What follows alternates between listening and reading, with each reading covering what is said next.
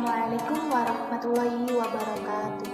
Perkenalkan, nama saya Kunino Alimah dengan NIM 211211004 dari kelas 2A Komunikasi dan Penyiaran Islam. Di sini saya akan mereview sedikit materi tentang ilmu dakwah. Yang pertama yaitu kajian keilmuan dakwah. Objek dakwah terdiri dari dua objek, yaitu yang pertama objek material. Objek material yaitu tentang tingkah laku manusia atau manusia itu sebagai pendakwah. Yang kedua yaitu objek formal. Objek formal yaitu usaha dalam proses manusia untuk menyeru ajaran Islam atau menyampaikan ajaran Islam oleh pendakwah. Kemudian terdapat metode ilmu dakwah. Metode ilmu dakwah ini terdiri dari 4 metode, yaitu yang pertama metode deduktif. Kemudian metode yang kedua ada metode abstraksi. Kemudian yang ketiga ada metode komparatif. Kemudian yang keempat ada metode historis. Kemudian ada macam-macam dakwah. Macam-macam dakwah terdiri ada 5. Yang pertama yaitu dakwah fardiyah.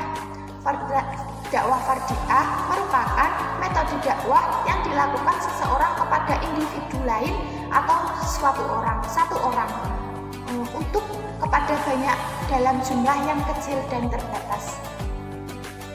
Kemudian yang kedua ada dakwah ammah. Dakwah ammah adalah jenis dakwah yang dilaksanakan seseorang dengan media lisan yang diarahkan kepada orang banyak. Kemudian yang ketiga ada dakwah bil lisan. Dakwah bil lisan ini adalah dakwah yang secara langsung disampaikan dalam wujud lisan atau perkataan. Kemudian yang keempat ada dakwah bil alhal. Dakwah bil alhal merupakan dakwah yang mengutamakan perbuatan nyata. Kemudian yang kelima terdapat dakwah bil al-tatwin atau dakwah melalui tulisan, baik dengan menerbitkan kitab-kitab, buku-buku, majalah, internet, dan tulisan-tulisan lain sebagainya. Kemudian ada hakikat dakwah. Yang pertama, sifat dasar dakwah terdiri dari 6 sifat, yaitu yang pertama bersifat persuasif. Kemudian yang kedua, dakwah ditunjuk kepada pemeluk Islam dan non-Islam. Kemudian yang ketiga, dakwah berupaya mengembangkan fitrah manusia. Kemudian yang keempat, dakwah bukan prabawa psikotropik. Yang kelima yaitu dakwah adalah national intellection. Kemudian yang terakhir ada dakwah adalah rational necessary. Kemudian ada fungsi dakwah. Fungsi dakwah terdiri dari 2 fungsi, yaitu yang pertama mencegah laknat Allah, yakni siksa untuk keseluruhan manusia di dunia. Kemudian yang kedua sebagai estafet bagi peradaban manusia. Kemudian ada faktor hidayah dalam sistem dakwah.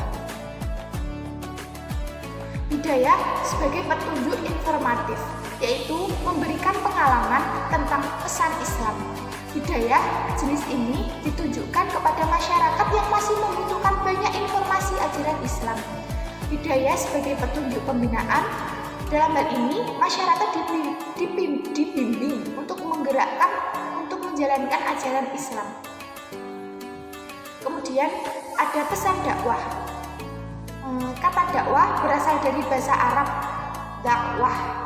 Kata dakwah berasal dari 3 huruf, yaitu dal, ain, dan wawu. Dal, ain, dan wawu pada kata dakwah memiliki makna memanggil, meminta, mengundang, dan meminta tolong, mendoakan, menyebabkan, mendatangkan, dan meratap. Pesan dakwah atau maudhu al-dakwah merupakan materi yang akan disampaikan kepada maudhu yang bisa diartikan sebagai kata, gambar, dan lukisan.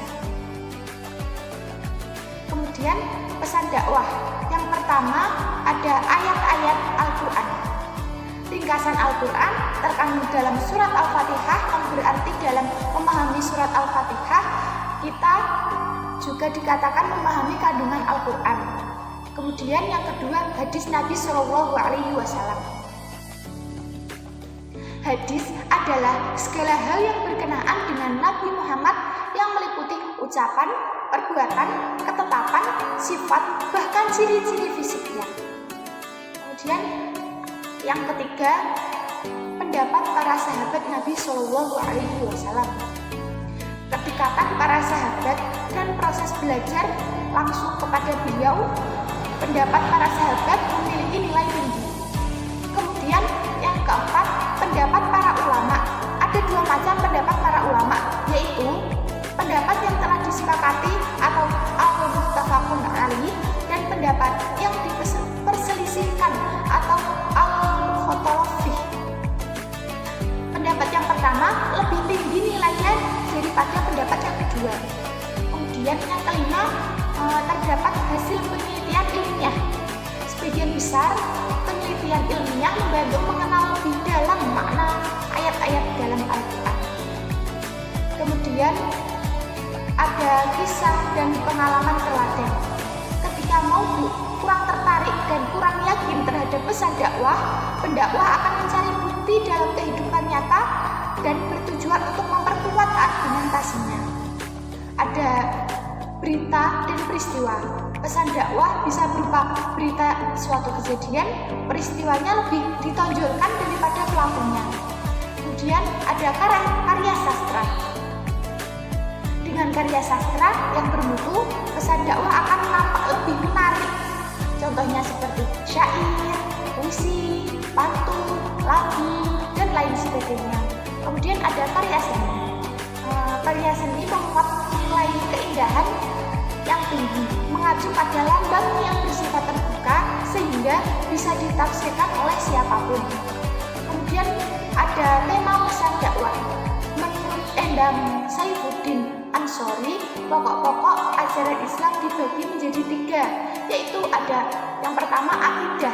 Akidah ini meliputi iman kepada Allah Subhanahu wa taala, iman kepada malaikat-malaikat Allah, iman kepada kitab-kitab Allah, iman kepada rasul-rasul Allah, dan iman kepada qada dan qadar. Kemudian syariah. Syariah meliputi ibadah dalam arti khas dan muamalah dalam arti luas. Kemudian yang ketiga ada akhlak. Akhlak ini meliputi akhlak kepada al-khaliq dan makhluk. Kemudian karakteristik pesan dakwah. Karakteristik pesan dakwah adalah keaslian. Maksudnya adalah pesan dakwah Islam yang benar-benar dari Allah Subhanahu wa taala. Sekian dari saya, apabila ada salah kata saya mohon maaf. Billahi taufiq wal hidayah.